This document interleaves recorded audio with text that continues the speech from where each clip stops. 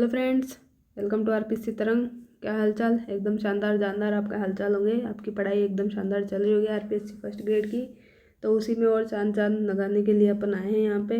तो इसमें हम क्या कर रहे थे, आरपीएससी जो अपना फर्स्ट ग्रेड का एग्ज़ाम कराएगी स्कूल व्याख्याता का 2025 में जो कराएगी जून के अंदर में, तो जून से जुलाई के बीच आपका ये जो एग्ज़ाम होने वाला है, इसमें अपने क्या शुरू की थी, एक तो जीके का जो रिवीजन है वो शुरू कर दिया है अपन ने। अगर आपने नहीं देखा है तो आप डिस्क्रिप्शन में जाकर लिंक में वो वीडियो ज़रूर देख लें।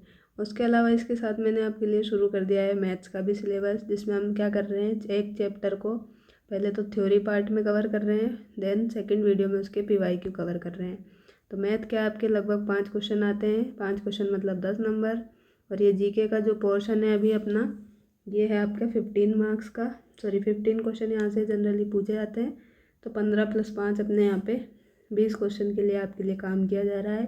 मतलब अभी आपके 40 नंबर्स की 40 मार्क्स की पूरी तैयारी करवाई जा रही है। इसके अलावा आपको 20 मार्क्स और चाहिए 40% नंबर लाने के लिए। तो उसकी आगे लिए भी आगे प्लानिंग की जाएगी। साइंस की क्लासें भी आपके लिए लगाई जाएगी। ऐसे बहुत सारे कमेंट आ रहे थे। तो पहले ये दोनों सब्जेक्ट जब पूरे हो जाएंगे तब करेंगे, या फिर जब मैथ पूरी हो जाएगी तब साइंस हम शुरू करने की सोच रहे हैं 1 तारीख से। तो आप चैनल पे बने रहें बस, और अपना प्यार ऐसे ही देते रहें। और जो भी आपको अच्छा लगता है जो पार्ट, वो ज़रूर लिखें। और अगर कुछ इम्प्रूव करने की ज़रूरत है तो वो भी बताएं, ताकि नेक्स्ट पार्ट में वो इम्प्रूव कर दिया जाए।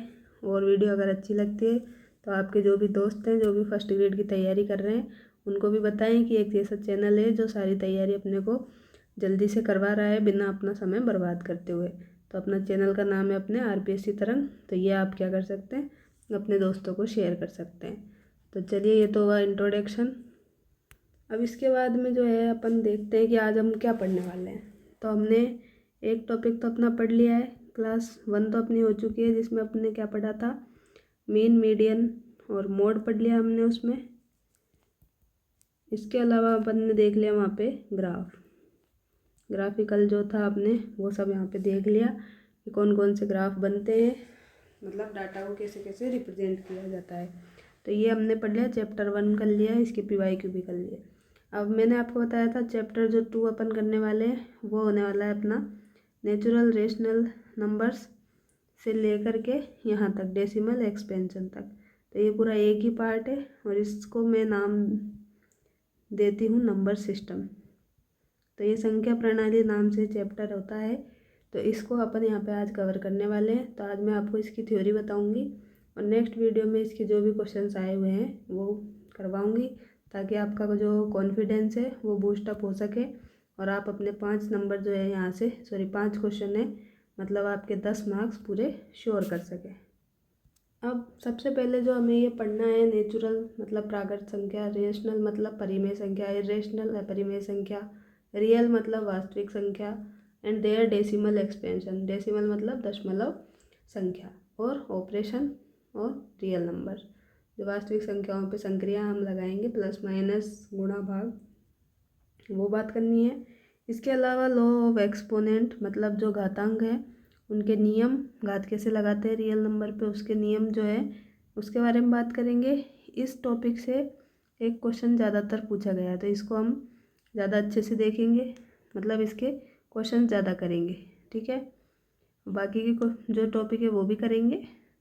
फिर है अपना rational number and their decimal expansion. तो बेसिकली हमें बात क्या करनी है यहाँ पे, एक तो रेशनल नंबर पढ़ना है जिसको क्या बोलते हैं हम, परिमेय संख्या बोलते हैं। तो ये पढ़ना है। एक हमें देखना है इरेशनल नंबर। तो इरेशनल मतलब क्या हो गया, अपरिमेय संख्या। तो ये दोनों देखने हैं। इसके अलावा इन्होंने बोला है नेचुरल नंबर, तो ये तीनों देखने हैं। तो नेचुरल को अपन क्या बोलते हैं, प्राकृत संख्या, जो कि क्या है, 1 से शुरू होती है और अनंत तक चलती है, और इसको इससे कैपिटल N से डिनोट करते हैं। तो ये अपने बात करनी है। इसके अलावा ये घातांक के नियम पढ़ने हैं। तो बेसिकली अपन को यहाँ पे जो 4 टॉपिक पढ़ने हैं, प्राकृत संख्या, इरेशनल नंबर, रेशनल नंबर और ये लो। तो 4 टॉपिक ये मैंने यहाँ पे बना दिए, सब पार्ट इसके फॉर्म में अपन यहाँ पे इसको देखेंगे। अब जो नंबर सिस्टम है, यहाँ पे ये टॉपिक तो इतने से दिए हैं, लेकिन इसके अलावा भी कुछ बेसिक चीज़ें हमें याद होनी चाहिए, जिससे क्या है हम क्वेश्चन जल्दी कर पाते हैं। तो वो भी मैं यहाँ पे आपको बताऊँगी एक बार, तो आप ज़रूर ध्यान से देखें और आपकी हेल्प हो तो अवश्य मुझे बताएं। अब सबसे पहले तो देख लेते हैं कि नंबर्स, जो नंबर्स हैं उनको क्या कहते हैं अपन, संख्याएं कहते हैं। क्या कहते हैं नंबर्स को अपन, हिंदी में संख्याएं कहते हैं। अब ये जो नंबर्स है ये दो टाइप के होते हैं, मेनली ये दो टाइप के होते हैं। एक तो ये वास्तविक संख्याएं होती है। अब वास्तविक संख्याओं को अपन इंग्लिश में रियल नंबर्स भी कहते हैं। मैं दोनों मोड लेकर के चलूँगी ताकि दोनों मोड के विद्यार्थियों को कोई भी दिक्कत यहाँ पे नहीं आए। फिर होते हैं अपने काल्पनिक संख्याएं, जिनको हम क्या कहते हैं, इमेजिनरी नंबर्स कहते हैं। क्या कहते हैं, इमेजिनरी नंबर्स कहते हैं। अब इसके बाद में अब बात कर लेते हैं वास्तविक संख्याओं की। तो वास्तविक संख्याओं में क्या है, ऐसी संख्याएं आती है जिनका क्या करते हैं हम, अगर इसको मतलब वर्गमूल लें, क्या करें, अगर इनका वर्गमूल लें तो अपने पास क्या है, पॉजिटिव नंबर ही आए। ऐसे आप याद रख सकते हैं कि ये रियल नंबर होते हैं। अब काल्पनिक संख्या क्या होती है, तो काल्पनिक संख्या में अगर हम किसी संख्या का वर्गमूल लेंगे, मान लीजिए इसका हम वर्गमूल लेंगे तो ये आएगा अपने पास x इंटू आयोटा। मतलब ये क्या है, आयोटा बोलते हैं इस आई को, इसको बोलते हैं आयोटा। तो ये जो अगर ये आ गया, इसका मतलब है ये इमेजनरी नंबर है।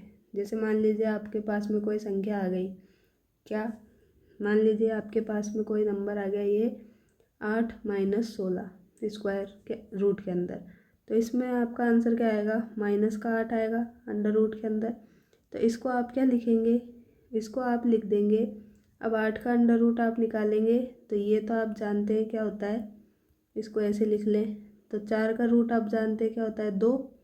तो 2 तो अपने बाहर आ जाएगा ये, और ये अंडर रूट में क्या बच जाएगा, √2i। तो इस तरह से ये चलता है। अब ये तो क्या है, आपके काम का नहीं है ज़्यादा, क्योंकि ये तो आपके सिलेबस में मेंशन नहीं है, तो ये तो आपको नहीं पढ़ना है, तो इसके लिए परेशान ना हो। हमें पढ़नी है वास्तविक संख्याएं, क्योंकि अपने सिलेबस में यहाँ दिया है क्या, ये रियल नंबर। तो रियल नंबर ही अपने को क्या है, पढ़ने। तो अब हम देखते हैं कि वास्तविक संख्याएं जो हैं ये कितने प्रकार की होती है। तो वास्तविक संख्याओं में पहले नंबर पे आती है अपने पास प्राकृत संख्या। प्राकृत संख्या को क्या कहते हैं इंग्लिश में, इनको कहते हैं नेचुरल नंबर्स। अब ये ऐसी संख्याएं होती है जो क्या है, जो 1 से शुरू होती है, 1 से शुरू होती है और अनंत तक चलती है। मतलब 1 से ये शुरू हुई, 1 2 3 4 ऐसे करके, और ये अनंत तक चलती है। और इसको हम व्यक्त किस चिन्ह से करते हैं, n से करते हैं। अब ये जो, अगर आप ऐसे डायरेक्ट n लिखेंगे तो भी ठीक है, पर जो गणित में हम लिखते हैं तो ये n के आगे एक डंडा और ऐसे लगाते हैं, इसको बोलते हैं हम नेचुरल नंबर, n का सिंबल है।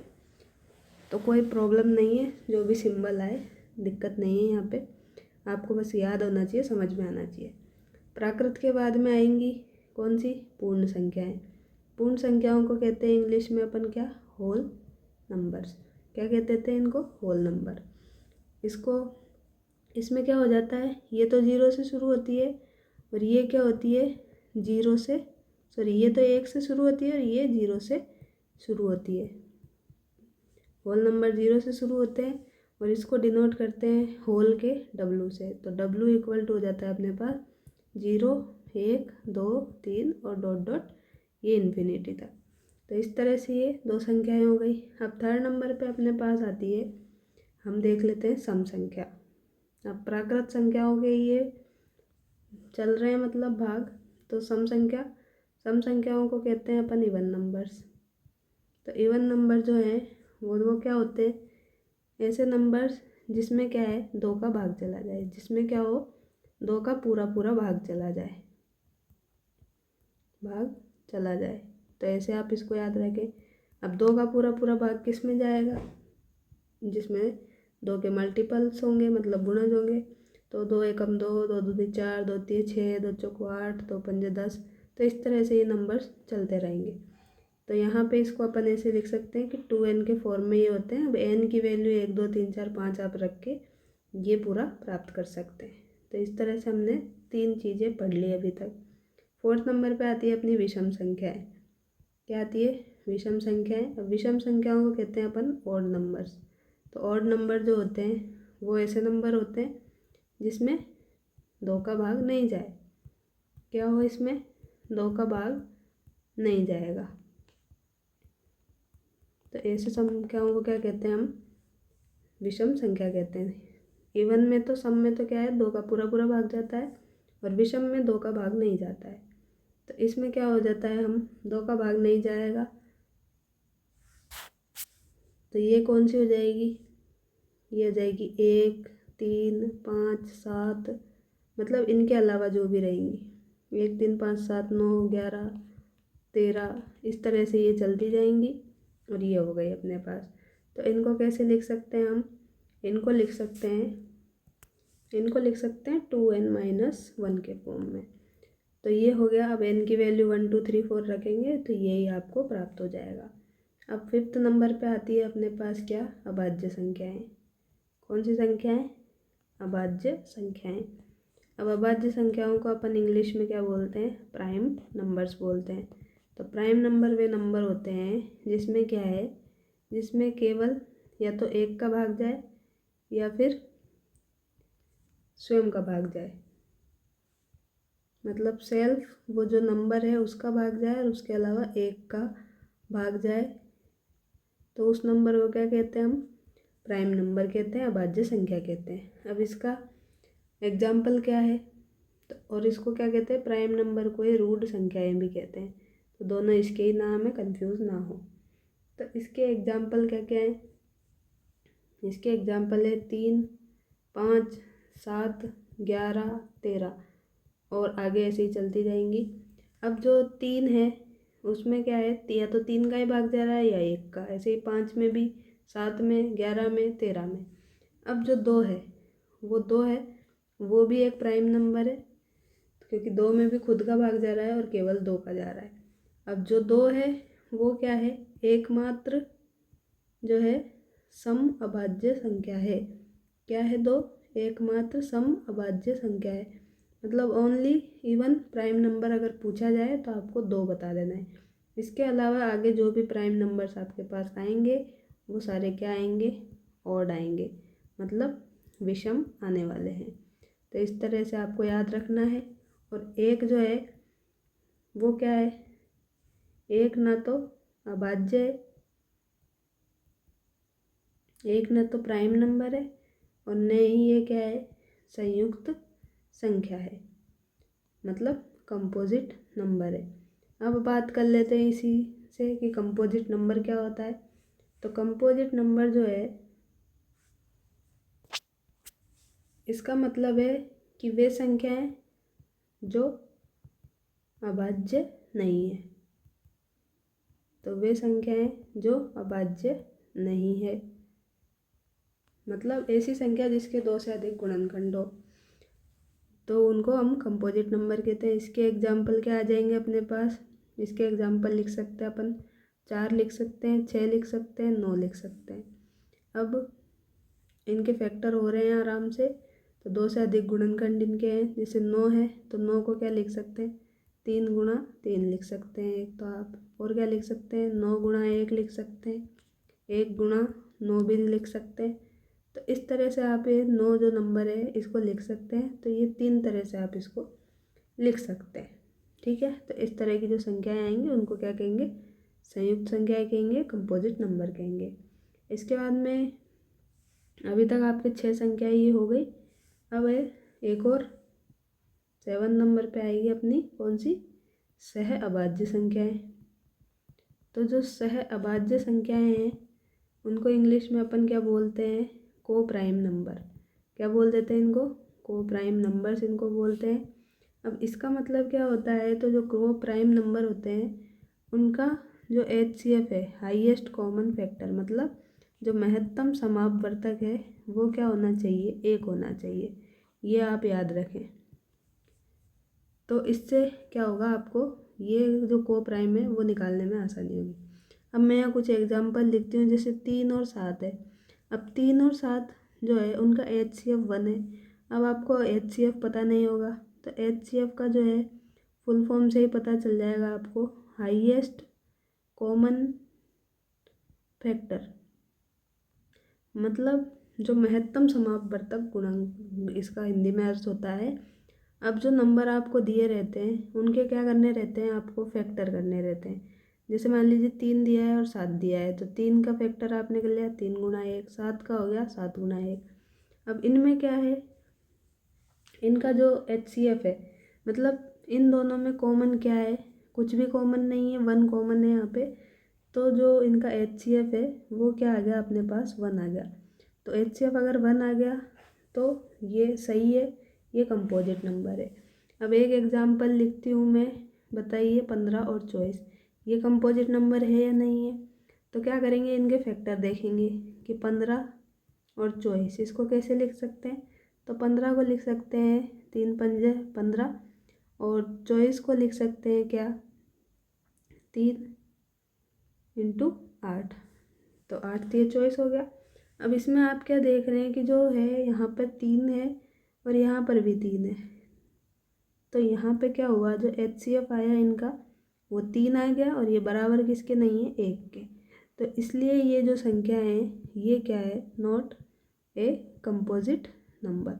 मतलब ये क्या है, सॉरी कंपोजिट नहीं, को प्राइम नंबर, नॉट ए को प्राइम नंबर, मतलब ये सहअभाज्य संख्या नहीं है। और ये वाली है, HCF 1 आना है तो अपने पास है, मतलब यस है। अगर HCF 1 नहीं आया, कुछ और आ गया, तो ये अपने पास नो हो जाएगा। अब एक और एग्जांपल देखते हैं।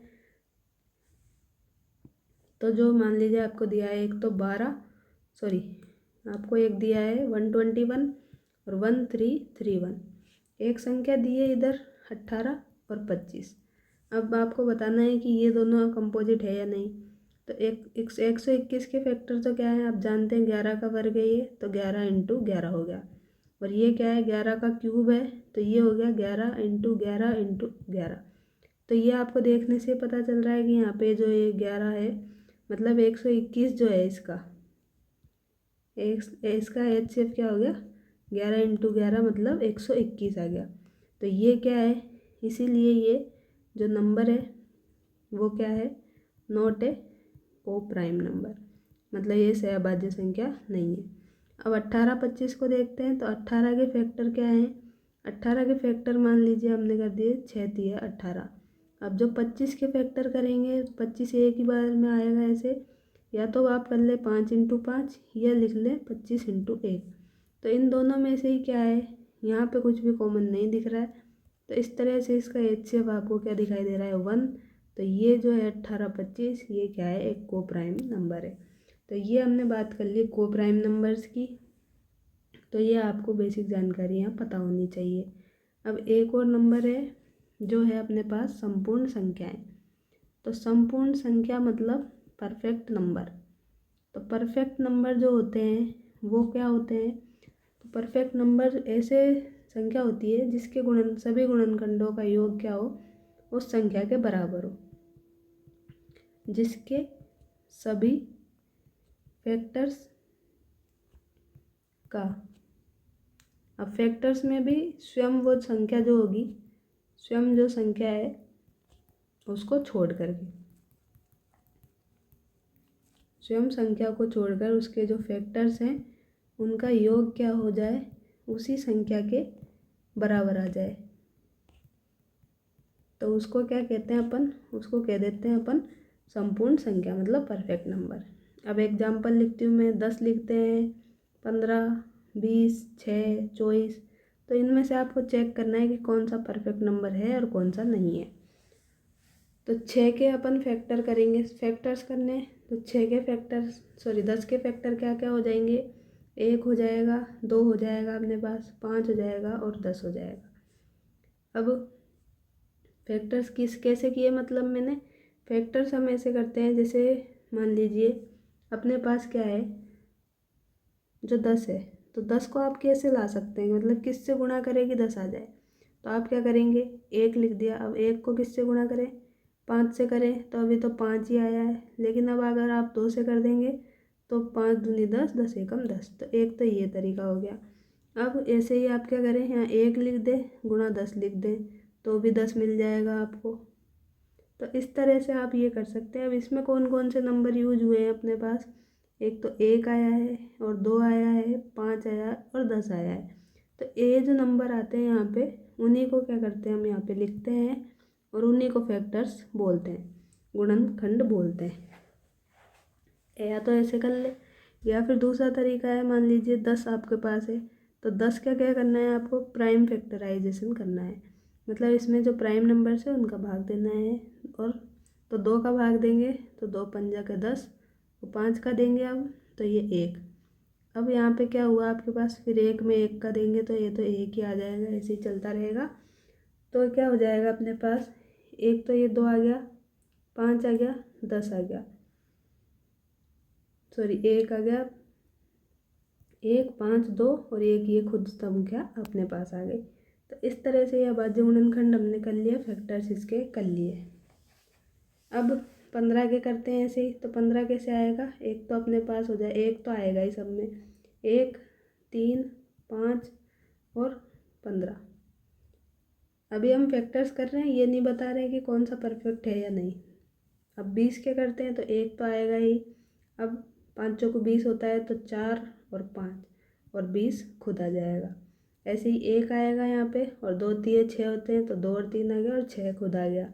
ऐसे ही अब 1 हो गया। अब चॉइस कैसे आएगा, चॉइस आएगा एक तो मान लीजिए, अब 2 लिखते हैं सबसे पहले छोटी संख्या, तो 2 को किससे गुणा करें कि चॉइस आ जाए, तो 12 दूनी चॉइस होते हैं, तो 12 यहाँ लिख लेते हैं, ये चॉइस लिख लिया। अब 3 को किससे गुणा करें कि चॉइस आ जाए, तो 8 से कर देते हैं, तो 8 यहाँ लिख देते हैं, तो 8 3 चॉइस हो गया। अब 4 को किससे करें, तो 4 को 6 से कर दें। तो इस तरह से ये क्या है, आपको ये नंबर मिल गए। अब इसके अलावा चॉइस तो आएगा ही।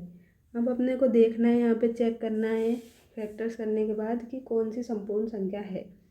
तो जो ये अपने पास नंबर है खुद, जैसे यहाँ पे 15 है, ये 10 है, 20 है, 6 है और इधर चॉइस है, इनको तो अपने को हटा देना है। क्यों हटा देना है, क्योंकि यहाँ डेफिनेशन में देखें स्वयं संख्या को छोड़ना है, तो इसलिए हमने इनको हटा दिया। अब इसके अलावा जो संख्या बची है उनको क्या करना है, जोड़ के देखना है, और ये नंबर आ जाए खुद तो ठीक है, परफेक्ट है, वरना परफेक्ट नहीं है। तो अब यहाँ पे जोड़ते हैं, तो 1 और 2 3, 3 और 5 अपने पास ये 8 ही रह गया, तो ये नहीं है। ऐसे ही अब 15 को देखते हैं, 15 में हो गया 1 और 3 4, 4 और 5 9, तो ये 9 ही रह गया, तो ये भी नहीं है। इसमें देखें तो 1 और 4 अपने पास क्या आया, 5 आ गया, और 5 और 5 ये 10, और यहाँ पे 10 भी आएगा, सॉरी फ्रेंड्स, तो 10 यहाँ नहीं लिखा है अपने, एक संख्या अपनी रह गई है यहाँ पे। 2 इंटू 10 करेंगे तो भी तो 20 आएगा, तो वो वाला छूट गया था जोड़ा, तो 2 और 10 इसमें जोड़ देंगे, तो यहाँ पे अपने पास क्या हो रहा था, ये भी नहीं आ रहा, 22 आ रहा है, जबकि आना 20 चाहिए। अब 6 वाले में देखें तो 1 और 2 3 और 3 और 3 6, तो ये 6 जो है ये इसके बराबर है, इसलिए 6 जो है यहाँ पे परफेक्ट नंबर है। तो ऐसे आप क्या है नंबर्स को चेक कर सकते हैं। आपको करना क्या है कि बस फैक्टर्स लिखने हैं और खुद जो संख्या है उसको छोड़ देना है, उसके अलावा जो भी नंबर है उनको जोड़ के देख लेना है कि वो उसके बराबर आ रही है या नहीं आ रही है। तो इस तरह से हमने क्या है बेसिक अभी तक देखा। तो अब थोड़े से फॉर्मूले हैं जो कि अपने को किस पे देखने हैं, नेचुरल नंबर, जो कि अपना सिलेबस में मेंशन है ये टॉपिक, नेचुरल नंबर मतलब प्राकृत संख्याएं। तो इनके फॉर्मूले से क्वेश्चन आ सकते हैं, इसलिए इनके फॉर्मूले लिखती हूँ मैं यहाँ पे, आपको याद करने होंगे। तो पहला फॉर्मूला इसका आता है अपने पास, प्रथम n प्राकृत संख्याओं का योग। क्या है, प्रथम n प्राकृत संख्याओं का योग हमें करना है। तो ये अपने पास आता है, इसको सिग्मा n से भी लिखते हैं, तो ये आता है n इंटू n+1/2। तो ये फॉर्मूला आता है। अब साथ में एक एग्जाम्पल भी लिख देती हूँ। मान लिया आपसे पूछा जाए कि 1 से लेकर के 50 तक की संख्याओं का क्या करना है, अपने को योग करना है। तो आप ये थोड़ी करेंगे कि 1 लिखेंगे फिर 2 लिखेंगे, ऐसे करके 50 तक लिखेंगे और उनको जोड़ के आंसर बताएंगे। तो उसमें बहुत टाइम चला जाएगा। तो इससे बचने के लिए ये फॉर्मूला याद करेंगे और इसमें वैल्यू पुट करेंगे। तो 1 से 50 तक की संख्याओं का करना है। तो टोटल नंबर यहाँ पे कितने अपने पास 50। ये जो लास्ट में दिखता है ये अपना टोटल नंबर है, इसे आप याद रख लें। अब इसको जो n की वैल्यू लेनी है इसको यहाँ पे रखते हैं। तो ये आएगी 50 और 50 + 1 मतलब 51/2। तो 50 का आधा यहाँ पे हो गया 25। अब 25 × 51 आप कर देंगे तो आपको क्या मिल जाएगा यहाँ से 25 एकम 25, 25 पंजे 125 और 125 और 2 127। तो ये अपने को आंसर मिल गया। तो ऐसे आपको करना है, ये नहीं कि आप नंबर लिख के जोड़ने बैठ गए वहाँ पे, तब तो हो गया आपका सिलेक्शन। अब दूसरा फॉर्मूला है अपने पास ऐसे ही, प्रथम n प्राकृत संख्याओं के वर्गों का योग। अब इसमें क्या हो गया, वर्ग आ गए। इसमें तो ओनली संख्याएं थी, अब यहाँ पे वर्गों का योग करना है। तो वर्गों का योग क्या आता है, ये n × n+1 × 2n+1 और अपॉन में यहाँ पे आता है 6। तो ये फॉर्मूला याद करना है दूसरा। अब इसमें भी देखें इसको कैसे यूज में करेंगे। तो मान लीजिए वही कह दिया आपसे कि 1 से लेकर के 20 तक की संख्याओं का वर्ग कीजिए और उनका योग कीजिए। तो 1 से लेकर 20 तक की संख्याओं का वर्ग कर दिया और उनका योग कर दिया, तो ये अपने पास एक्सप्रेशन आएगा। अब इसको क्या है, यहाँ पे σn² से लिखते हैं, तो यहाँ पे n की जगह क्या होगा σb², मतलब अपना हो गया। अब n की जगह 20 रखेंगे यहाँ पे, तो 20 रखने पे क्या मिलेगा 20 × 20 + 1 मतलब 21 और 2 × 20 मतलब 40 और 1 41। तो 41/6। अब इसको काटा पीटी कर देते हैं तो ये आ जाएगा अपने पास में क्या, यहाँ पे काटते हैं इसको 3 से, तो 3 दूनी 6, 3 7 21। अब 2 से ये कट गया तो 10 बार यहाँ आया अपने पास 10 × 7 70 × 41। अब 41 को 7 से गुणा किया तो ये आ गया अपने पास 287 और ये 0 चिपका दी, तो ये आंसर आ गया। इस तरह से ये दो फॉर्मूले याद हो गए आपको। n प्राकृत संख्याओं का तो है n × n+1/2 और दूसरा है अपने पास वर्गों के योग का n × n+1 × 2n+1/6। अब थर्ड फॉर्मूला देखते हैं जो कि अपने पास क्या है, प्रथम n प्राकृत के संख्याओं के घनों का योग। इसमें क्या हो जाएगा, क्यूब हो जाएगा। प्रथम n प्राकृत संख्याओं के घनों का योग, मतलब यहाँ पे क्यूब्स की बात की गई है, तो यहाँ पे हो जाएगा σn³। तो इसमें आता है अपने पास जो अपन ने क्या किया था, यहाँ पे n वाला किया था σn, उसी को लिख कर उसका स्क्वायर कर देना है। तो वही मैं लिख रही हूँ, देखो n × n+1/2 और इस पूरे एक्सप्रेशन का होल स्क्वायर। तो ये याद हो गया, एक फॉर्मूले से ही अपने को दो याद हो गए। मतलब जो सिंपल है उसमें तो सिंपल ही रखना है, क्यूब वाले में क्यूब ना करके जो है यहाँ पे स्क्वायर करना है, ऐसे याद रख लें। अब एग्जाम्पल में मान लीजिए पूछा है आपसे 1 से लेकर के 10 तक की संख्याओं का क्यूब कर दीजिए और उनका योग कर दीजिए। तो ये आएगा n की संख्या क्या है, यहाँ पे n का मतलब 10 है, तो यहाँ पे रखेंगे 10, तो 10 × 11/2 और इसका होल स्क्वायर। तो ये हो गया, काट दिया 5 बार, तो 11 × 5 हो गया 55। अब 55 का स्क्वायर करेंगे तो क्या आएगा, तो 55 का स्क्वायर आएगा अपने पास 30 25। अब ये मैंने कैसे किया, तो इसकी एक ट्रिक होती है, जिसके जो यूनिट डिजिट है लास्ट में, मतलब जो अंतिम अंक है वो अगर 5 हो तो उसका वर्ग कैसे करते हैं। तो इसकी एक ट्रिक होती है अपने पास में, मान लीजिए 5 है और एक आगे ये है, तो 15 का करना है, तो जो लास्ट में 5 है इसका वर्ग तो हमेशा आएगा 25, और ये जो आगे एक नंबर है इसमें क्या है, एक जोड़ देते हैं और फिर उसका डबल कर देते हैं। अब जैसे 1 है तो इसमें 1 जोड़ा तो क्या आया अपने पास 2 और इसका डबल कर दिया, तो ये आया आपके पास में क्या, सॉरी यहाँ पे क्या करते हैं, ये नहीं करते, यहाँ पे करते हैं एक जो है इससे नेक्स्ट नंबर जोड़ते हैं इसमें। नेक्स्ट नंबर को लिख के क्या है उससे मल्टीप्लाई करते हैं। तो 2 लिखा और इन दोनों को मल्टीप्लाई कर देते हैं, तो 2 एकम 2 आ जाएगा और इसको यहाँ चिपका देते हैं।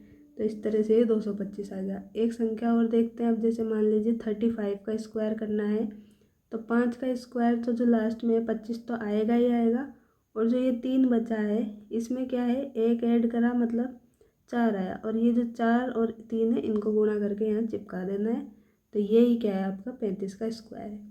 ऐसे ही मैंने यहाँ पे 55 का स्क्वायर किया है। तो यहाँ पे देखें आप बिना पेन चलाए करें तो 5 का स्क्वायर 25 दिख रहा है, और 5 में एक जोड़ा अपन ने क्या 6, और तो 6 और 5 को गुणा करने पे 36 हो गया, सॉरी 30 हो गया। तो इस तरह से ये अपने को थोड़ा सा कैलकुलेशन में भी टाइम बचाना है। अब 2 फॉर्मूले और हैं छोटे छोटे, फटाफट देखते हैं। तो एक तो बचा है अपने पास प्रथम n जो है अपने पास समप्राकृत संख्या। अब क्या है, प्रथम n समप्राकृत संख्याओं का योग। तो ये क्या होता है अपने पास, ये होता है n इंटू n+1 होता है। एक लास्ट बचा है जो है प्रथम n विषम प्राकृत संख्या, मतलब जो ऑड है, ऑड प्राकृत संख्याओं का योग। तो ये क्या आता है अपने पास, ये आता है ओनली n²। तो ये दोनों फॉर्मूले हैं, दोनों पे एक एक एग्जाम्पल लिख देती हूँ। तो इसमें है प्रथम n प्राकृत संख्याओं का योग। तो मान लीजिए आपको दे दिया प्रथम 50 समप्राकृत संख्याओं का योग, सॉरी प्रथम 50 भी ले सकते हैं, प्रथम 25 भी ले सकते हैं। तो यहाँ पे लिख लेते हैं हम एक बार के लिए प्रथम 25 समप्राकृत संख्याओं का योग। तो यहाँ पे n की वैल्यू क्या हो गई 25, तो यहाँ रखेंगे 25 इंटू 25 + 1 मतलब 26। अब इसको गुणा करेंगे तो ये आ जाएगा अपने पास 650। ऐसे ही अगर आप लेंगे 50 प्रथम 50 n प्राकृत संख्याओं समप्राकृत संख्याओं का योग, तो यहाँ आ जाएगा आपके पास 50 इंटू 51। तो यहाँ से अपने को मिलेगा क्या, तो यहाँ से मिल जाएगा अपने को 2550। तो ये अपने को मिल गया आंसर। अब ऐसे ही यहाँ पे हो जाएगा कि प्रथम जो है, प्रथम कितनी 30 विषम प्राकृत, प्रथम 30 विषम प्राकृत संख्याओं का योग कीजिए। तो यहाँ पे जो है क्या हो जाएगा, 30 प्राकृत संख्याएँ आ जाएंगी प्रथम, तो n की वैल्यू 30 है, तो यहाँ से अपने पास हो जाएगा 30 का स्क्वायर मतलब 900। अब प्राकृत संख्याओं पे बेस्ड ही हम क्वेश्चंस देखते हैं। तो ये क्या होने वाले क्वेश्चन अपने पास में, क्वेश्चन नंबर 1 हम देखते हैं। यहाँ पे मान लीजिए आपसे पूछा जाए कि 31 से लेकर के 50 तक की क्या करनी है आपको, सभी संख्याओं का सम करना है। तो आप एक तो आपके पास सिंपल तरीका है, फॉर्मूला याद नहीं हो तो 31 से लेकर के आप पूरी ये 50 तक की संख्याएं लिखें और इनको जोड़ दें और आप आंसर दे दें। लेकिन इसमें बहुत टाइम लगेगा।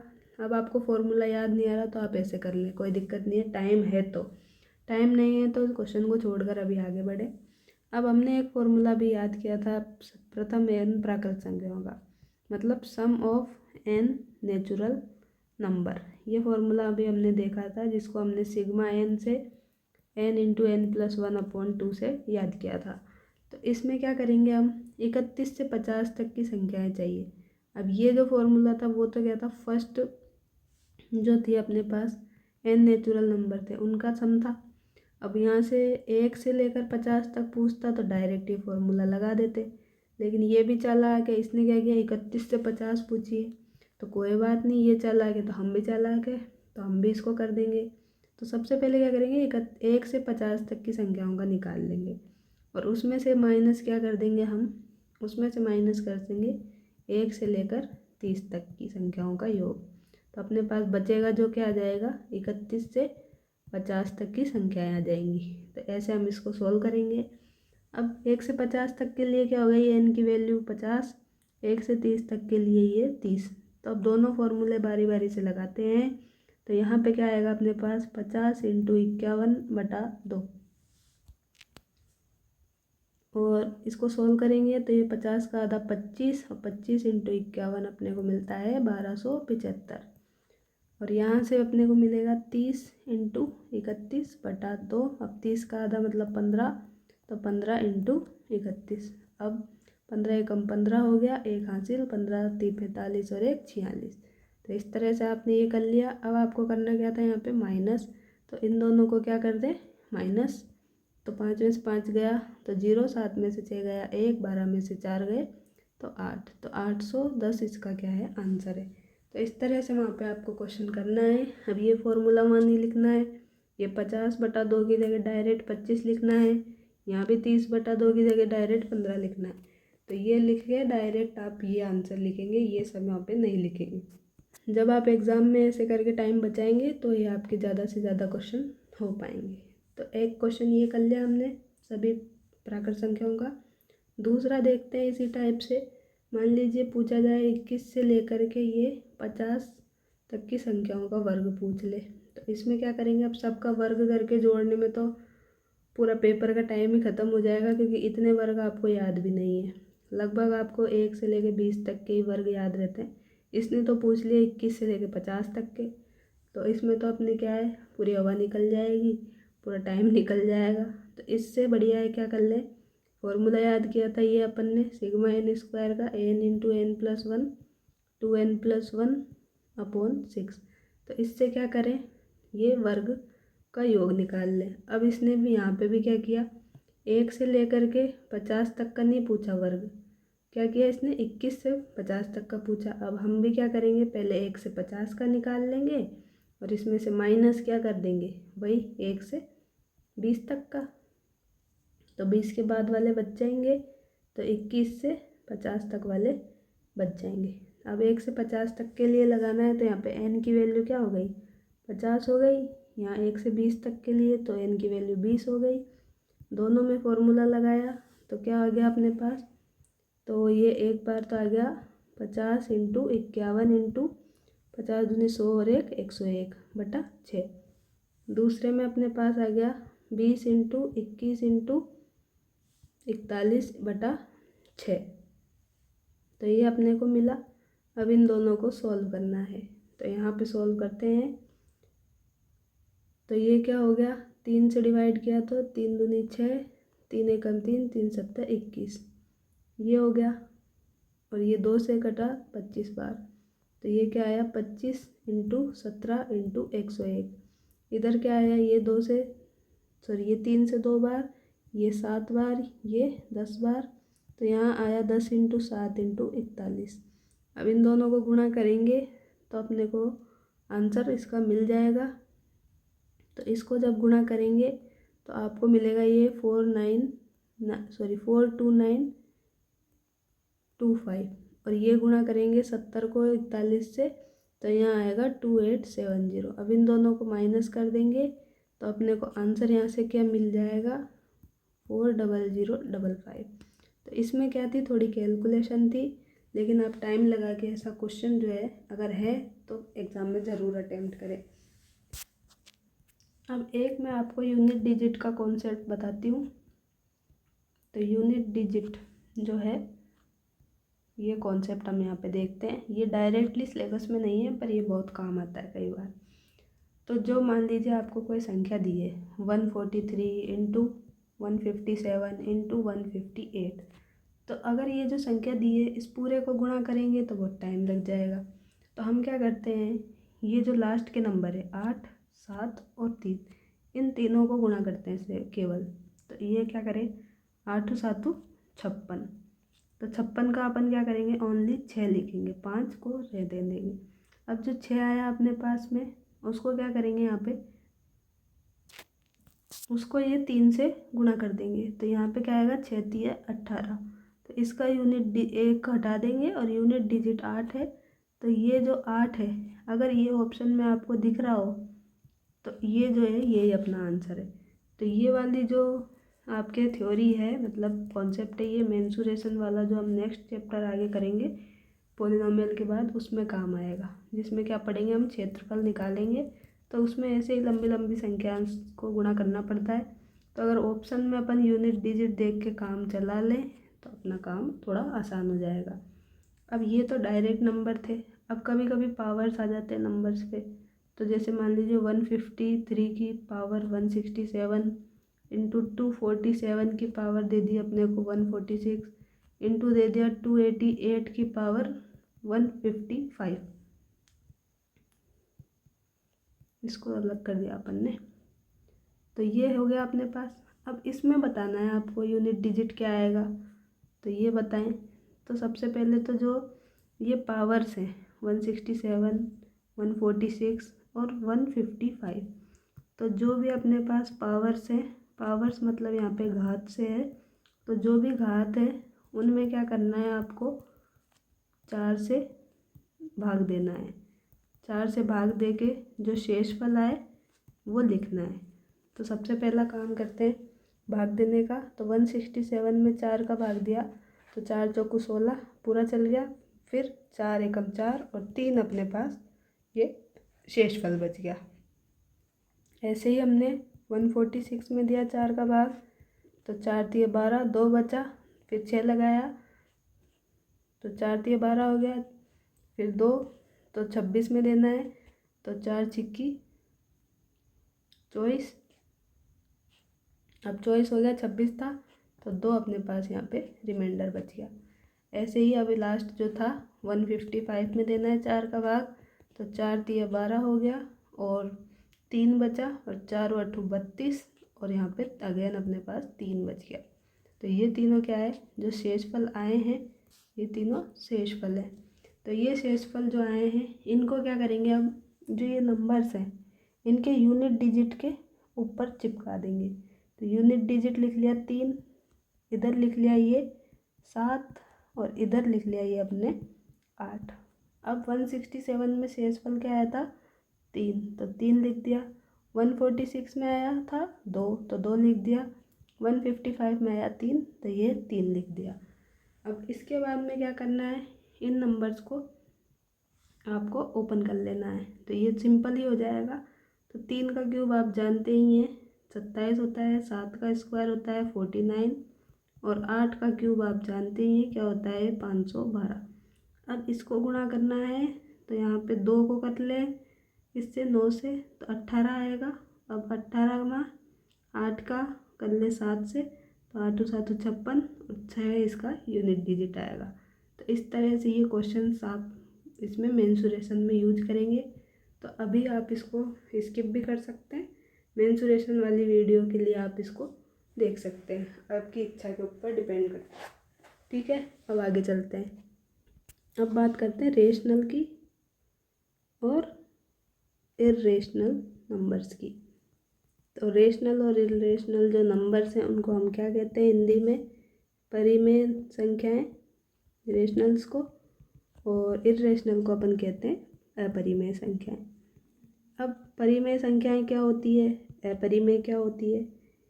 तो परिमेय संख्या तो वो संख्या होती है जिनको क्या है स्मॉल p अपॉन q के रूप में अपन लिख सकते हैं। क्या कर सकते हैं, p अपॉन q के रूप में अपन लिख सकते हैं। और यहाँ पे जो q है मतलब जो हर है वो क्या होना चाहिए, 0 नहीं होना चाहिए। तो ये होता है। और p और q जो है वो क्या होने चाहिए, पूर्णांक होने चाहिए। अब पूर्णांक मैंने आपको नहीं बताया, पूर्णांक को हम कहते हैं इंटीजर्स।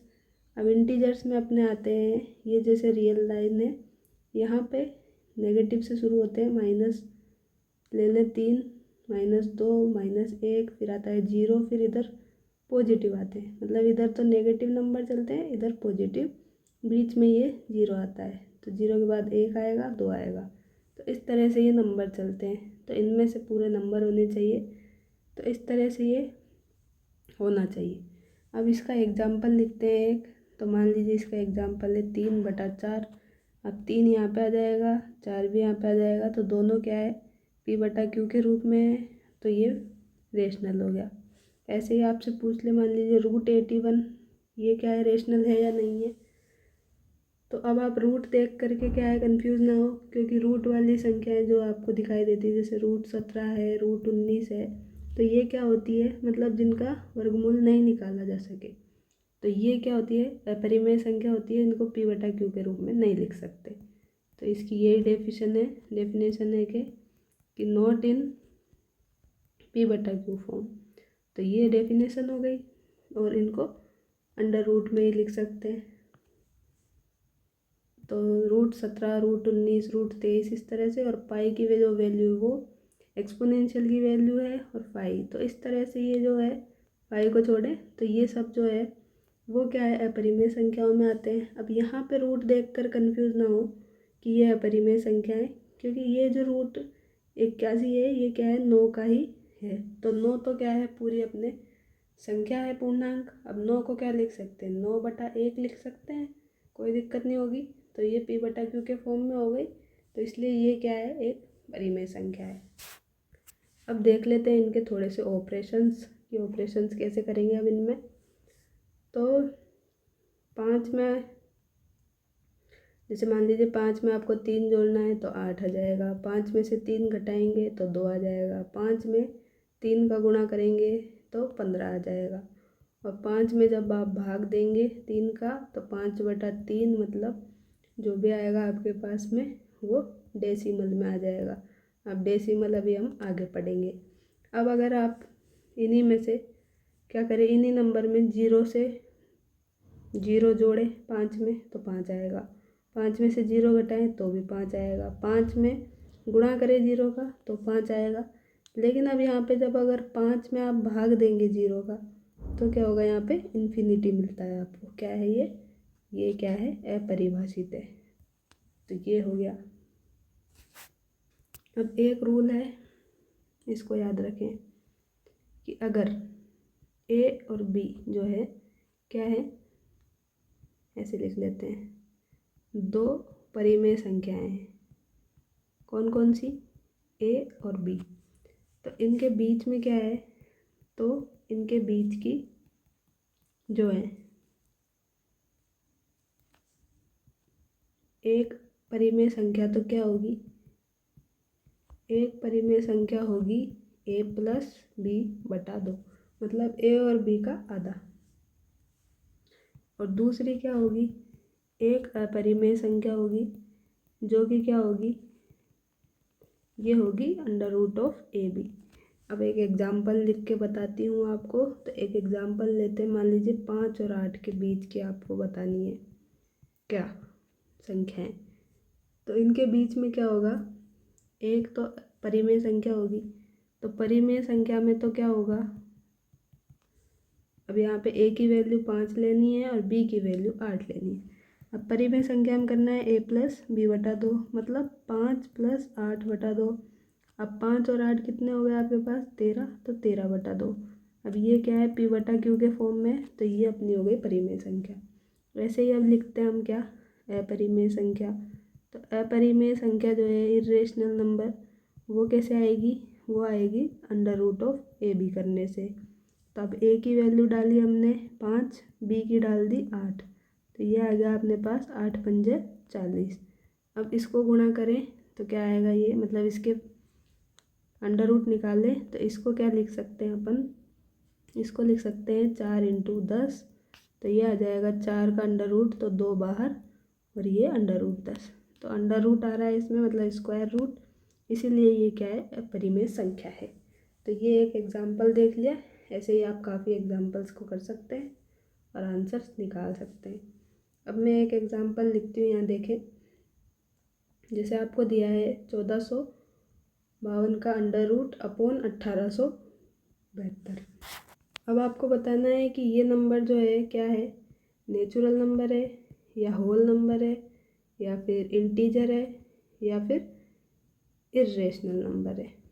क्या है ये, इर्रेशनल नंबर। इर्रेशनल लिख देती हूँ मैं आपके लिए, सिंबल्स आपको अभी समझ नहीं आ रहे होंगे और समझने की अभी कोई आवश्यकता भी नहीं है। तो ये हो गई। अब ये बताना है कि इनमें से कौन सा नंबर है ये। तो सबसे पहला काम क्या करेंगे कि ये जो है 1452, इसको क्या करेंगे, पहले इसको देखेंगे कि इसका वर्गमूल जो है क्या आ रहा है। तो इसके वर्गमूल करते हैं यहाँ पे, तो 2 से भाग देते हैं, प्राइम फैक्टराइजेशन करते हैं, प्राइम नंबर से भाग देते हैं। प्राइम नंबर कौन कौन से, 2, 3, 5, 7, 11। तो 2 से शुरू करते हैं और इधर बड़े वाले की तरफ चलते जाते हैं। तो ऐसे चलते हैं इसमें। अब 2 से शुरू किया तो 2 7 14, 2 दूनी 4, 2 चीकी 12। फिर 2 आया तो 2 3 6, 2 चीकी 12, 2 3 6। अब यहाँ पे क्या होगा, 2 का भाग नहीं जाएगा क्योंकि ये सम संख्या नहीं है, ये क्या हो गई, ऑड हो गई। अब 3 का देखते हैं तो 2 तो कैंसिल, 3 से देखें तो 3 का जा रहा है, नहीं जा रहा है, तो 3 का जा रहा है तो 3 से देते हैं। 3 एकम 3, 3 दूनी 6, 3 एकम 3। अब अगेन 3 का देंगे तो सम इसका जो है क्या आ रहा है, इसका सम 4 आ रहा है। तो ये डिविजिबल नहीं होगा किससे, 3 से। तो ये किससे होगा, अब 3 के बाद में 5 से भी नहीं होगा क्योंकि लास्ट डिजिट 5 भी नहीं है, 0 भी नहीं है। अब ये जो मैं भाग देने का तरीका, ये अभी भाजकता के नियम आपको बताऊंगी, उसमें अच्छे से समझ आ जाएगा। अब 7 का भी भाग नहीं जा रहा और 11 का जाएगा, 11 का जाएगा क्योंकि 11 का वर्ग 121 होता है। तो 11 का जाएगा 11 बार और फिर 11 का जाएगा 1 बार। तो ये इसके क्या हो गए, हमने टुकड़े कर लिए, अभाज्य गुणनखंड कर लिए। अब इसको लिखेंगे तो कैसे लिखेंगे, 2 तो 2 बार है तो इसको क्या लिख देंगे यहाँ से, 2 स्क्वायर। 3 एक बार ही है और 11 2 बार है तो 11 स्क्वायर।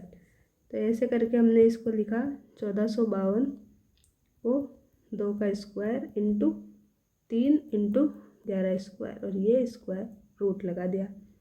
और डिवाइड में क्या है, 1872 है, 1872 है।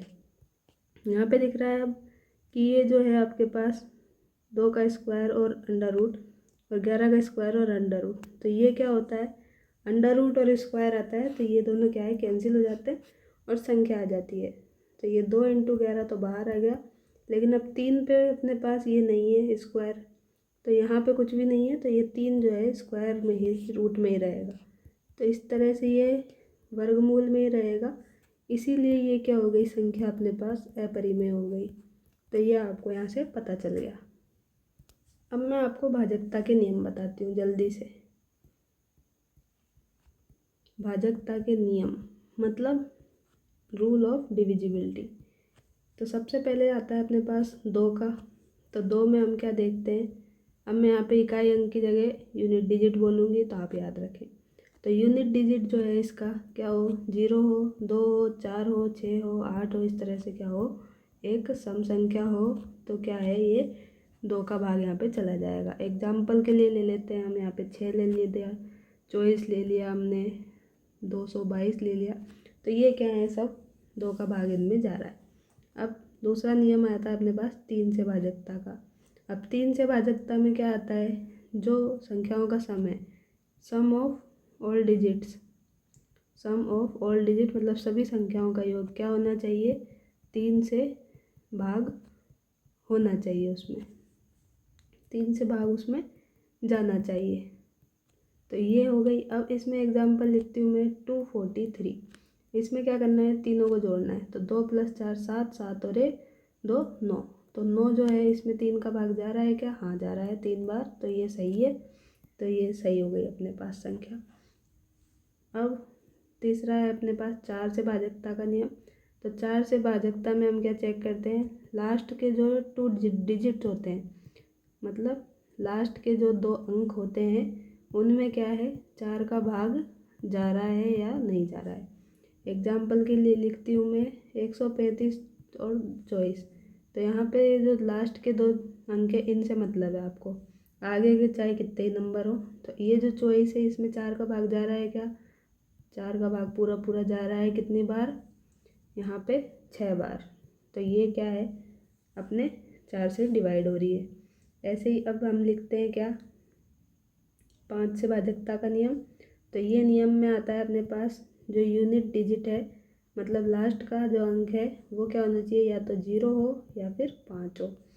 तो उसमें क्या है, 5 का पूरा पूरा भाग जा रहा है।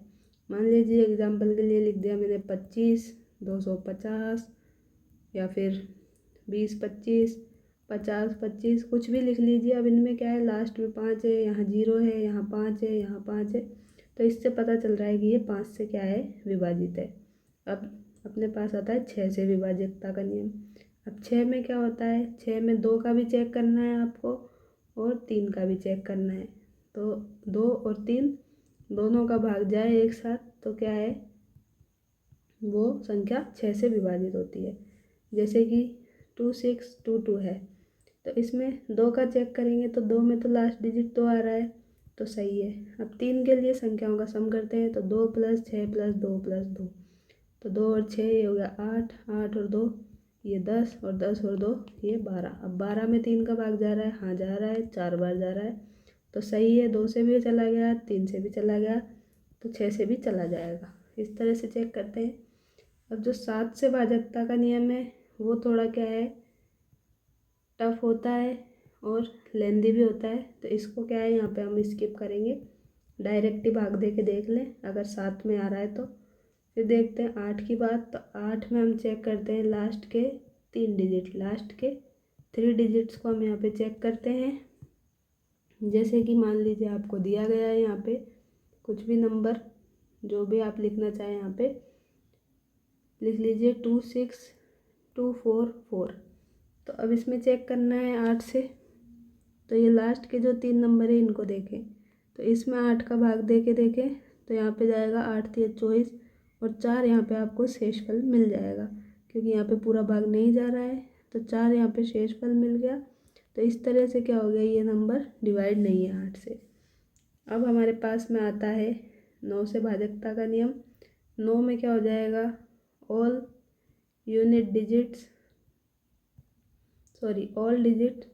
Sum of digit equal to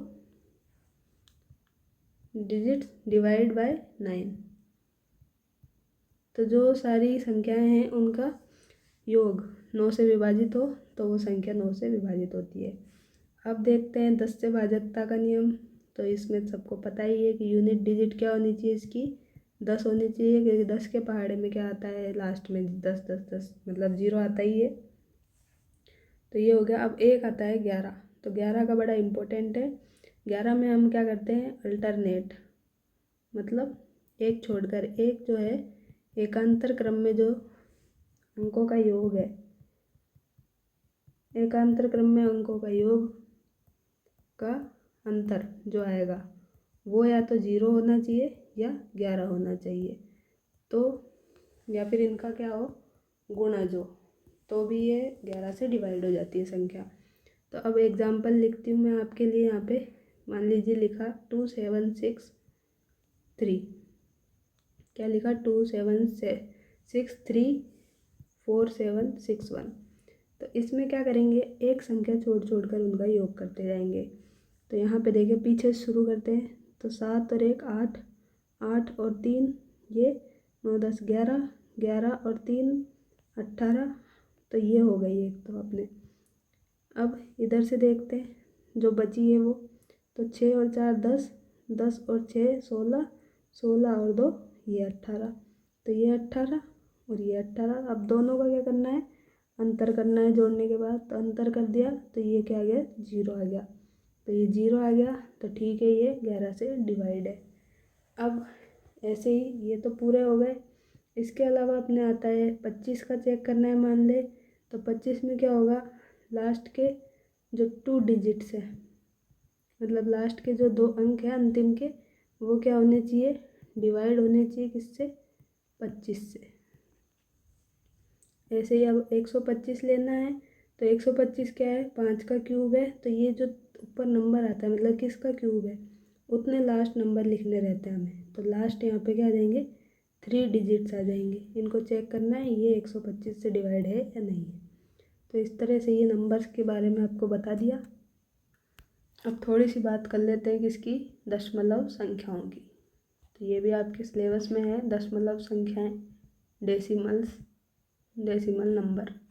तो इसमें क्या होता है, इसमें हम संख्या को जो है पॉइंट लगा करके लिखते हैं, भाग देने के बाद में जो भी बचता है, तो यहाँ पे हम पॉइंट लगा करके ये जो बचता है उसको लिखते हैं।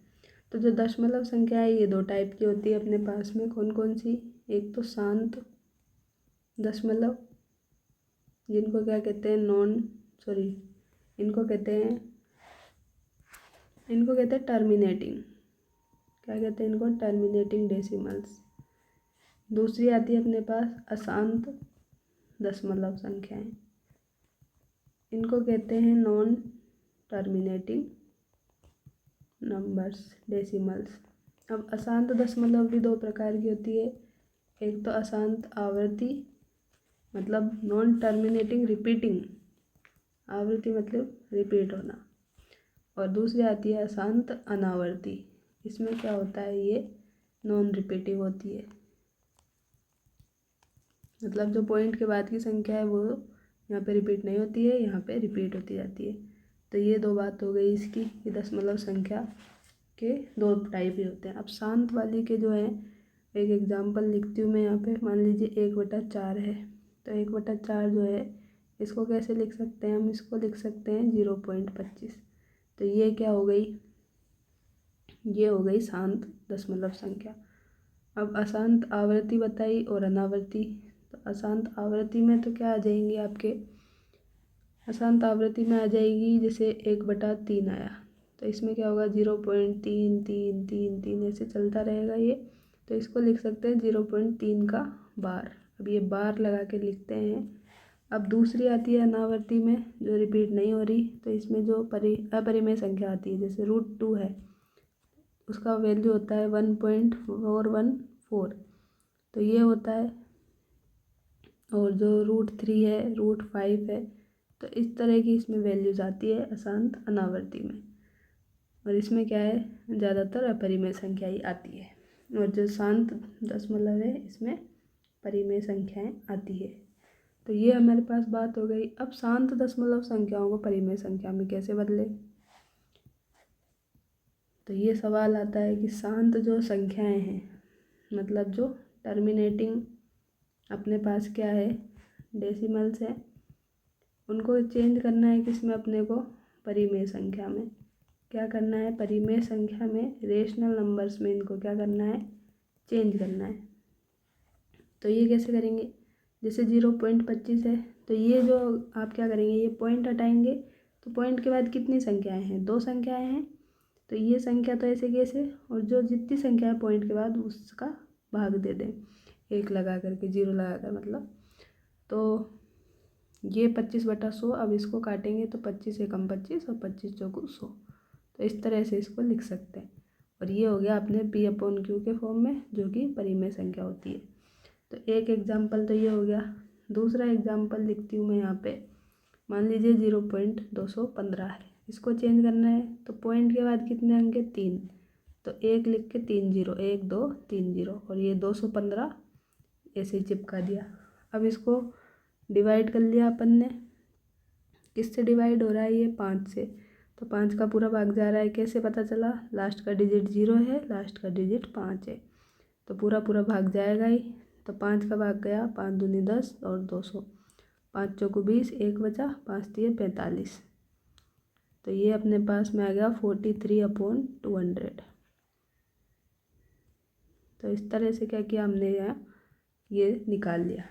अब ये तो बात कर ली शांत को अशांत में, शांत को परिमेय में बदलना। तो ये तो बहुत इजी है, ये तो आप सब कर लेंगे, आपको आता भी होगा। अब असली टास्क तो है कि अशांत है जो है, मतलब जो नॉन टर्मिनेटिंग है, उनको क्या करना है, परिमेय संख्या में चेंज करना है। तो इनको परिमेय संख्या में चेंज करने के लिए क्या करेंगे, देखें यहाँ पे अपने को करना रहता है, जैसे 0 पॉइंट मान लीजिए 5 7 का बार है। अब अशांत में क्या आता है, बार आता है संख्या के ऊपर। अब ये बार जो है, इसको हटाने के लिए हम क्या करते हैं, अब ये जो है इसको लिखना किस में अपने को, P/Q के फॉर्म में, क्योंकि परिमेय संख्या चाहिए। तो अब इसको कैसे लिखेंगे, तो इसको लिखेंगे जैसे पॉइंट के बाद वाली जो संख्या है उसको सेम ऐसे कैसे लिख दें। पॉइंट के बाद क्या है, 5 7 है, बार को भूल जाएं 1 मिनट के लिए, तो 57 लिख दिया। अब फिर से वापस आए तो 7 जो है उसके ऊपर बार है, तो 7 के अलावा क्या बची संख्या, मतलब बार वाली संख्या के अलावा जो संख्या बची वो क्या बची, 5। क्या थी वो संख्या, ये 5। तो इसमें से 57 में से 5 को घटा देंगे। अब डिवाइड किससे करेंगे, कि जितनी संख्या जो है यहाँ पर किससे डिवाइड करेंगे, जितनी संख्या पे यहाँ पे बार नहीं है उसके लिए 9 लिखें और जिस पे बार है उसके लिए यहाँ पे 0 लिख देंगे। सॉरी, जिस पे बार है उसके लिए तो क्या लिखेंगे 9 लिखेंगे, जिस पे बार नहीं है उसके लिए क्या लिखेंगे 0 लिख देंगे। तो इस तरह से हमने ये 90 लिख दिया और अब इसको माइनस कर देंगे तो ये आ जाएगा 52/90। इसका मतलब ये कट जाएगा किससे, तो ये काट दिया हमने, तो ये हो गया 2 से काटा तो ये हो गया 2 दूनी 4, 2 छिक्की 12, 2 चौको 8 और 2 पंजे 45, तो ये हो गया 26/45। अब एक एग्जाम्पल और देखते हैं, तो जिसमें हम क्या करते हैं, ये है मान लीजिए 0.187 के बार, तो इसमें पूरी संख्या के ऊपर ही बार है, तो यहाँ पे हमको क्या करना पड़ेगा 187 तो पूरा ऐसे की ऐसे लिखेंगे। अब इसमें से क्या करेंगे, पूरी संख्या के ऊपर ही बार है तो कुछ घटा नहीं सकते, तो ये अब ऐसे ही आ जाएगा। डिवाइड किससे करेंगे, जितनी संख्याओं पे बार है उसके लिए 9 लिखते हैं उतनी बार, तो 999 लिख दिया। तो इस तरह से ये हो गया। अब एक एग्जाम्पल लिखते हैं जिसमें क्या करना है हमें 1.271, अब 71 पे बार है इसको लिखना है परिमेय में, तो वो इसको लिखेंगे पूरी संख्या, पॉइंट सब इग्नोर करेंगे, तो डायरेक्ट लिखेंगे 1271 माइनस, अब जितनी संख्या पे बार है उसको तो छोड़ दें और उसके अलावा वाली संख्या को माइनस कर दें, तो -12 बटा, अब जितनी संख्याओं पे बाहर है, कितनी पे बाहर है पॉइंट के बाद, तो 2 पे है तो 2 के लिए 99 लिख दिया। अब जिस पे बाहर नहीं है पॉइंट के बाद 2 पे नहीं है, तो 2 पे नहीं है तो उसके लिए 0 चिपका देंगे, तो इस तरह से ये हो गया। अब 1271 में से 12 गए तो अपने पास आया 1259/990, तो इस तरह से ये क्वेश्चन हो गया। अब इसको दूसरे तरीके से भी कर सकते हैं, मान लीजिए 1.271 का बार है, इसको ऐसे लिख सकते हैं 1 + 0.271 का बार। अब एक तो ऐसे ही रहेगा, अब इसको सॉल्व कर लें तो ये है 271 - 2, और बार कितनी संख्याओं पे 2 पे, तो 2 के लिए 9 और जिस पे बार नहीं है उसके लिए 0, तो ये 0, तो इस तरह से ये क्या हो गया 1 + 269/990, तो यहाँ से एलसीएम लेने पे क्या आ गया 990 + 269/990, इसको ऐड करने पे वही आ जाएगा 1259/990। तो ये वाला तरीका क्या है, थोड़ा सा बड़ा है, तो इसको क्या करें इग्नोर करें। तो इस तरह से हमने क्या कर लिया, आसान संख्याओं को परिमेय में चेंज करके देख लिया और जो शांत संख्याएं थी उनको भी परिमेय में चेंज करके देख लिया। अब अपना इसका लास्ट टॉपिक आता है जो कि है अपने लॉ ऑफ इंडिसेज। क्या है लॉ ऑफ इंडिसेज, मतलब घातांक के नियम। तो इसमें क्या क्या आता है, अपने पहला रूल अपने पास आता है, अगर a की पावर 0 हो तो उसका वैल्यू 1 होता है, मतलब किसी संख्या की अगर घात 0 हो तो उसकी वैल्यू 1 आती है। जैसे मान लीजिए लिखा हुआ है 2 की घात 0 तो इसकी वैल्यू 1 आएगी, 5 की घात 0 तो इसकी वैल्यू 1 आएगी, मान लीजिए 2000 की घात 0 तो इसकी वैल्यू भी 1 आएगी। तो ऐसे होता है, a की वैल्यू कुछ भी हो सकती है। अब a की घात 1 है तो मतलब a को एक बार लिखना है, तो ये a हो गया। अब मान लीजिए a की घात 2 है तो मतलब a को a से गुणा करना है। a की घात 3 दिखे तो a को 3 बार लिखना है गुणा करके, तो ऐसे होता है।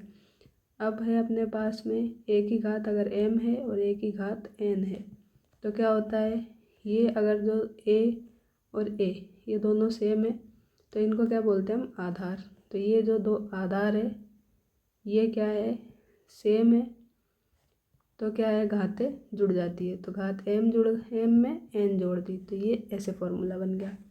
अब एक फॉर्मूला आता है a की घात m में अगर भाग दे a की घात n का, तो यहाँ पे क्या होता है, यहाँ पे तो ये जुड़ी थी और यहाँ पे क्या हो जाता है, a की घात m में से n को घटाना पड़ता है। तो ये हो गया। अब एक फॉर्मूला अपने पास आता है, अगर a की घात m को गुणा करें किससे, b की घात m से, तो क्या आएगा अपने पास।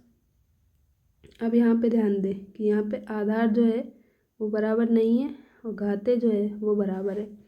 तो जो आधार है वो गुणा हो जाएगा ए बी और घातें आ जाएंगी 1m। तो इस तरह से होता है। जैसे मान लीजिए एग्जाम्पल के लिए अपने पास है 2 की घात 5 गुणा 3 की घात 5। तो यहाँ पे क्या हो जाएगा, ये जो 2 और 3 है ये यहाँ पे गुणा हो जाएगा, तो 2 गुणा 3 और जो पावर है ये 5, ये एक बार ही आएगी तो 5, तो 2 गुणा 3 6 हो जाएगा, तो 6 की घात 5 इसका आंसर होगा। अब है एक और इसका रूल देखते हैं क्या है।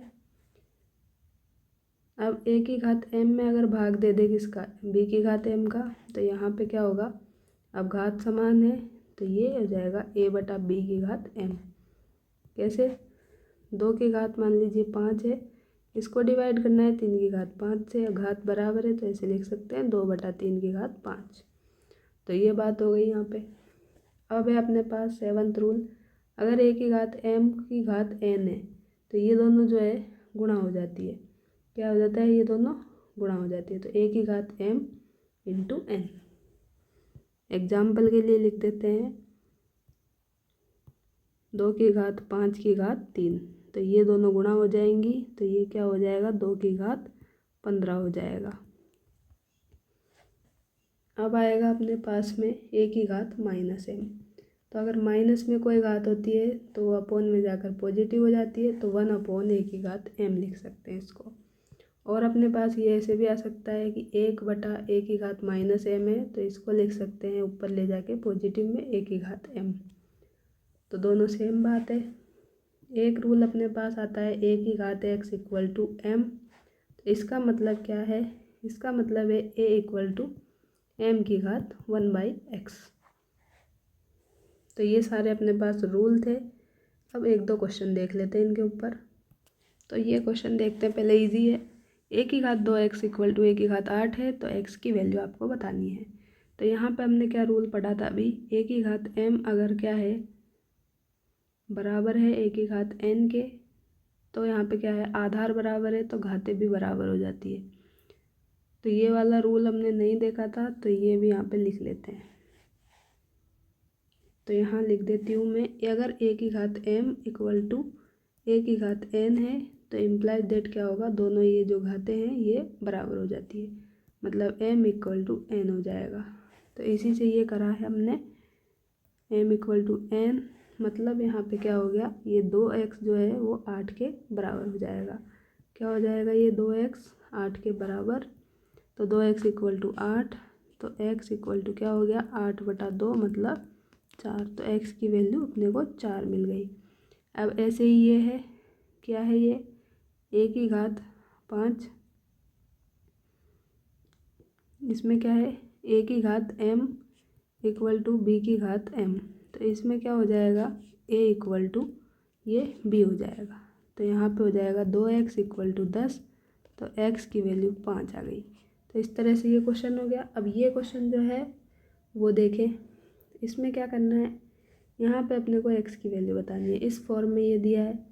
अब आप सभी को ये दिख रहा होगा कि 27 जो है ये 3 का क्यूब होता है, 81 जो है 3 की घात 4 होता है, 243 3 की घात क्या होता है 5 होता है।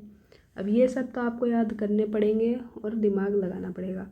और 9 आपको दिख रहा है 3 की घात 2 होता है। तो इन सब से क्या करेंगे, हम इसको सोल्व करेंगे।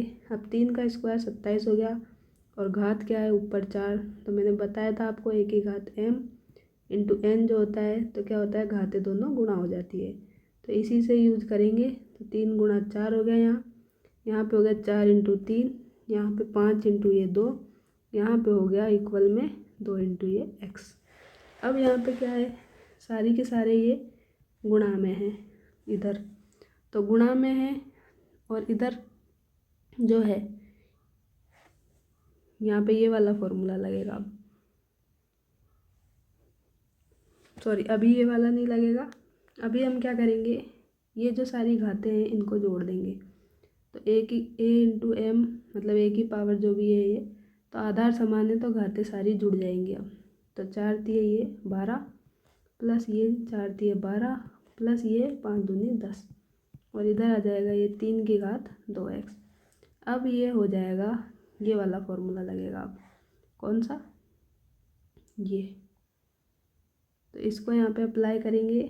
तो ये 3 और ये 3 आधार सेम है तो घातें बराबर, तो 12 और 12 24, 24 और 10 34, तो 34 equal to 2x। It means that 34 का आधा कितना हो गया, 17 हो गया। तो इस तरह के क्वेश्चन आते हैं आपके एग्जाम में। तो मैं आपको एक क्वेश्चन दिखाती हूँ जो आपको RPSC में पूछा है।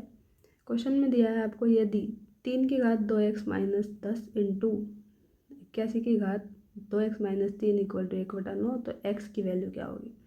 अब यहाँ आपको देख के समझ में आना चाहिए कि यहाँ पे 81 है, मतलब 3 की घात कितनी है, ये 4 है। 3 है यहाँ पर तो 3 की घात 1 ही है।